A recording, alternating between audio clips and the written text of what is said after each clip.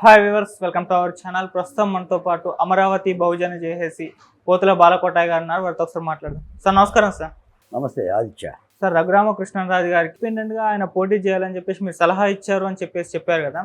ఒకవేళ ఆయన ఇప్పుడైతే ఆయన ఇండిపెండెంట్గా పోటీ చేసేది లేదు అని క్లారిటీ ఇచ్చారు, ఇండిపెండెంట్గా ఎందుకు పోటీ చేయడం లేదు? అంటే ఇప్పుడున్న కూటమికి వ్యతిరేకంగా మారాల్సి వస్తుందనా, లేకుంటే వైసీపీ పార్టీకి ఆల్రెడీ వ్యతిరేకంగా ఉందా? అంటే రాష్ట్రంలో ఉన్న అన్ని పార్టీలకు కూడా ఇండిపెండెంట్గా ఆయన పోటీ చేస్తే వ్యతిరేకంగా మారాల్సిన అవసరం వస్తుంది. మరి అదే రీజన్ అయ్యి ఉంటుంది ఆయన ఇండిపెండెంట్గా పోటీ చేయకపోవడానికి? అది రఘురామకృష్ణరాజు గారి యొక్క వ్యక్తిగత నిర్ణయం. అలా ఏమీ కాదు. నాకు తెలిసి కూటమి కనుక సీటు కనుక ఇవ్వకపోతే, ఇవ్వటాన్ని నిరాకరిస్తే రఘురామకృష్ణరాజు స్వతంత్ర అభ్యర్థిగా నిలబడతాడు.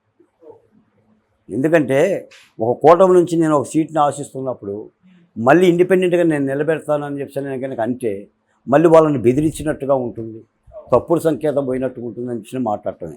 రఘురామకృష్ణరాజు గారు అనే క్యారెక్టర్ మడమ తిప్పని క్యారెక్టర్ అండి. ఆయనకి ఎదురు తిరగటం తెలుసు తప్ప వెనక్కి నడవటం తెలియదు.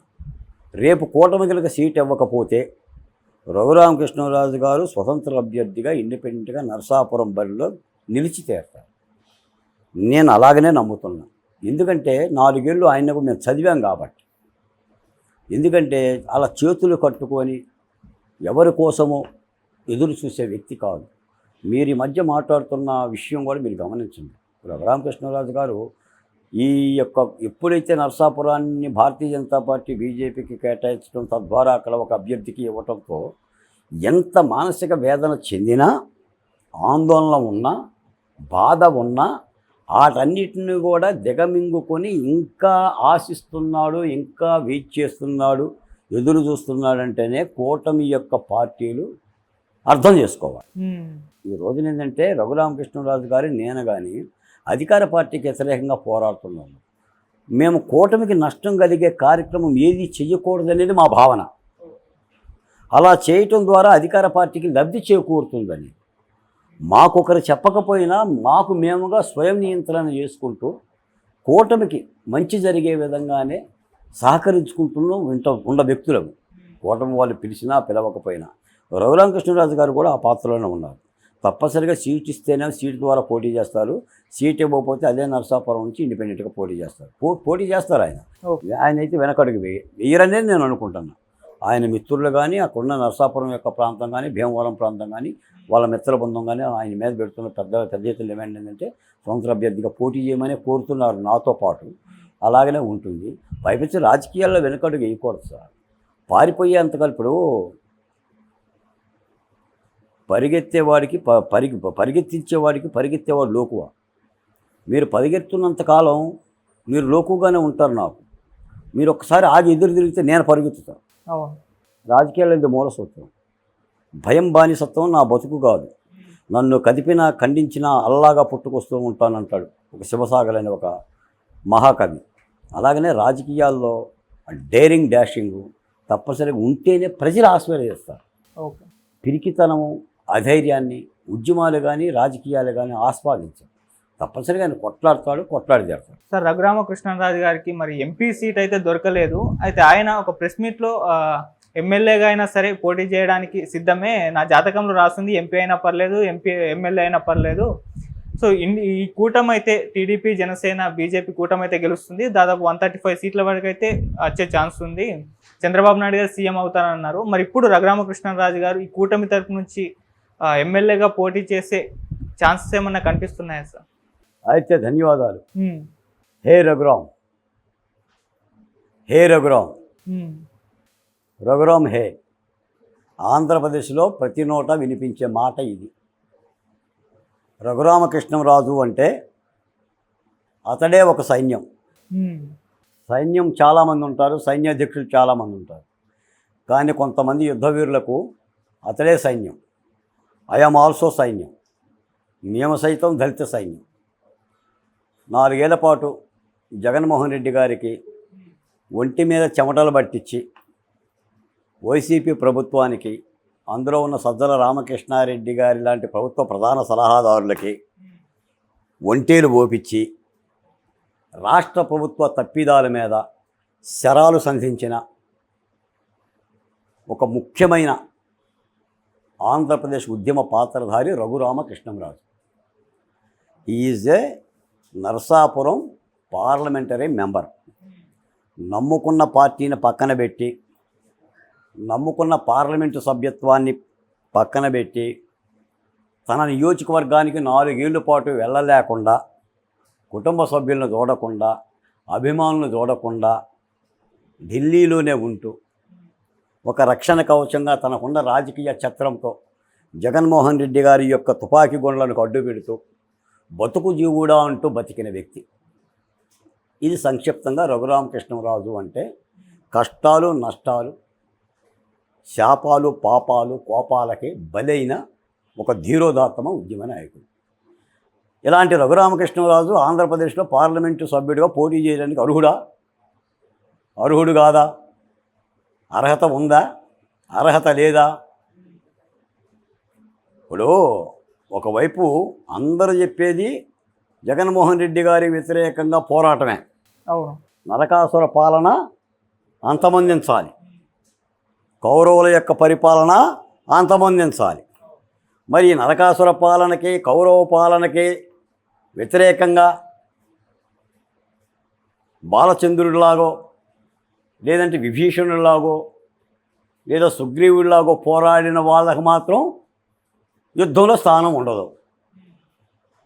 నాకు తెలిసి రఘురామకృష్ణంరాజు గారు చెప్తే చెప్పొచ్చు, కూటమి తనకు సీట్ ఇస్తుందని ఆశాభావాన్ని వ్యక్తం చేయటంలో ధర్మం ఉంది.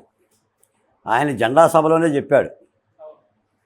ఇద్దరు ముఖ్య నాయకులు వేదిక మీద ఉన్నప్పుడే చెప్పాడు, ఏ పార్టీ తరపునైనా సరే నరసాపురానికి నేనే పార్లమెంటు మెంబర్గా పోటీ చేస్తాను అని. దానిని ప్రజలు ఆశీర్వదించారు. ఈ రోజున ఒక ఎంపీగా పోటీ చేయటానికి, ఒక ఎమ్మెల్యేగా పోటీ చేయటానికి ఆ పార్టీలో రసీదు సభ్యత్వాలు అక్కర్లా, దమ్ము కావాలి. అవును. జగన్మోహన్ రెడ్డి గారి మీద కలబడాలంటే దమ్ము కావాలి. దమ్ముల్లోని బరిలో దింపాలి. అవును. కోడికి పిక్కబలం కావాలి, ఎగరగలిగే సత్తా ఉండాలి, నువ్వు కత్తి కట్టాలి. ప్రజలు ఆశిస్తుంది అది. రఘురామకృష్ణరాజు గారు నా పార్టీ కాదు, నా పార్టీ కాదు, నా పార్టీ కాదు, నేనెట్ట సీట్ ఇస్తాను. ఇప్పటికే 4 రోజులైంది సార్. ఆంధ్ర రాష్ట్రం రఘురామకృష్ణరాజు గారి మీద ఏంటి, ఆయన పోటీ చేస్తాడా చెయ్యడా, రఘురామకృష్ణరాజు గారికి సీట్ ఇవ్వరని ఆంధ్రప్రదేశ్కి తుకతుకలు ఆడుతుంది. నాకు కొన్ని వందల ఫోన్లు వస్తుంటాయి. బాలకోట గారు రఘురామకృష్ణరాజు గారిని కలిశారు కదా, ఆయన ఏం చెప్పాడు, ఏ పార్టీ సీట్ ఇస్తుంది, ఏ పార్టీ ఇవ్వకపోతే స్వతంత్ర అభ్యర్థిగా నిలబడతాడా. నేనైతే చాలా స్పష్టంగా చెప్పానండి రఘురామకృష్ణరాజు గారికి, సార్ అడుక్కోమాకండి సార్, సీట్లు అడుక్కోమాకండి, పోరాడాం కదా, పోరాడదాం. ఎన్నికల్లో కూడా జయమో అపజయమో దేవుడు నిర్ణయిస్తాడు. మీ దగ్గర దమ్ముంది, మా దగ్గర దమ్ముంది, భిక్షమెత్తుకోవాల్సిన అవసరం ఉందండి. ప్రజాస్వామ్యంలో ఓటర్ దేవులు దీవిస్తారు. అందరు వెళ్ళేది అక్కడికే కదా. అదే నరసాపురం నుంచి స్వతంత్ర అభ్యర్థిగా నిలబడండి, మేము అండగా ఉంటామని చెప్పాం. ఆయన పెద్దరికంతో ఆ 3 పార్టీలు ఆలోచించి ఏమైనా నిర్ణయం తీసుకుంటాయని ఆశిస్తున్నాడు. ఇందా మీరన్నట్టుగా కూటమి చర్చిస్తుంది, దాని మీద ఏ నిర్ణయం తీసుకుందామని మాట్లాడుతున్నారు. సహజంగా ఏంటంటే ఇంకో మాట కూడా నేను అనొచ్చు, ఏంటి చర్చలో చించటాలు, ఏంటి చించటాలు చూసి చించావా, చూడకుండా చించావా, ఏంటి చించేది? ఆయనకు ఒక సీట్ ఇవ్వటానికి, ఆయన పార్లమెంటు సీట్ ఇవ్వటానికి. అందుకని ఇంత తర్జన ప్రజల్లో కూటమి పార్టీలు ఇవ్వకూడదు. తద్వారా ఏమవుతుందంటే కూటమికి విశ్వాసానికి దెబ్బ తగులుతుంది. రఘురామకృష్ణరాజు గారికి ఏమవుతుంది, మీరు సీట్ ఇచ్చిన ఆయన పోటీ చేస్తాడు, సీటు లేకపోయినా ఆయన పోటీ చేస్తాడు. ఒకవేళ పోటీ చేయటం కనుక వద్దు అని అనుకుంటే సంతోషంగా ఆయన ఇంట్లో ఉంటాడు. కానీ ఇక్కడ ముఖ్యమంత్రి ఎవరు, ప్రభుత్వ పరిపాలన ఎవరిది, ఏ రాజకీయ పార్టీది? ఏమవుతుంది, బాలకోటకి సీట్ ఇవ్వకపోతే బాలకోటకి ఊడిది, నా గోంగూర పచ్చడి నాకే ఉంటుంది, నా కారం మెతుకులు నాకే ఉంటాయి, పంచపక్ష పరమాణాలు ఏమి తినడు కదా. ఇస్తే ప్రజల్లో విశ్వాసం ఉంటుంది. ఆంధ్రప్రదేశ్లో బలమైన సామాజిక వర్గానికి సంబంధించిన ప్రతినిధి నేను ఎస్సీలలో మాల సామాజిక వర్గం, మాలోడిని, దళిత సామాజిక వర్గం దాదాపు 90 లక్షల మంది ఓటర్లు ఉన్నారు.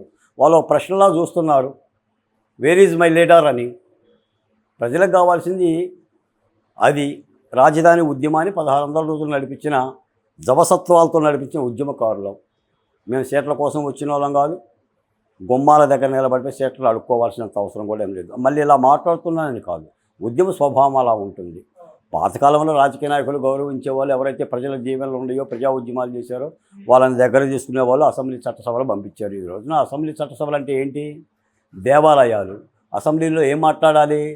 ప్రజా సమస్యలని పల్లవించాలి. రామదాసులాగా బూతులు మాట్లాడటం కాదు కదా, తొడలు కొట్టుకోవటాలు కాదు కదా, గుండెలు చూపించుకోవటాలు, గుండీలు చూపించుకోవటాలు కాదు కదా.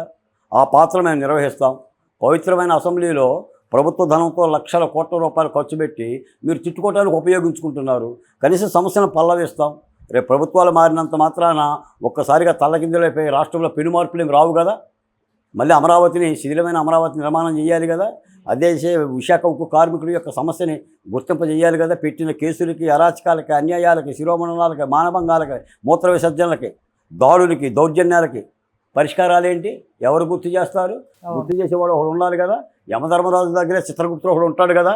సార్ మీరు మన విషయం మర్చిపోయారండి అని చెప్పేవాడు ఉండాలి కదా. రాజకీయ నాయకులు ఆ పాత్ర నిర్వహించవు కదా. రాజకీయ పార్టీ నాయకులు కూడా నిర్వహించరు. నాకు తెలిసి ఏ రాజకీయ పార్టీలో పరిస్థితి అయినా, ఏ రాజకీయ పార్టీ నాయకుడైనా అధినేత చెప్పినందుకు వాళ్ళు కూడా శిరసా వహిస్తారే తప్ప, విధేయతగా ఉంటారే తప్ప బలంగా అయితే మాట్లాడరు. అలా గుర్తిస్తే మంచిది అని అనుకుంటున్నాం. Okay sir, thank you so much sir.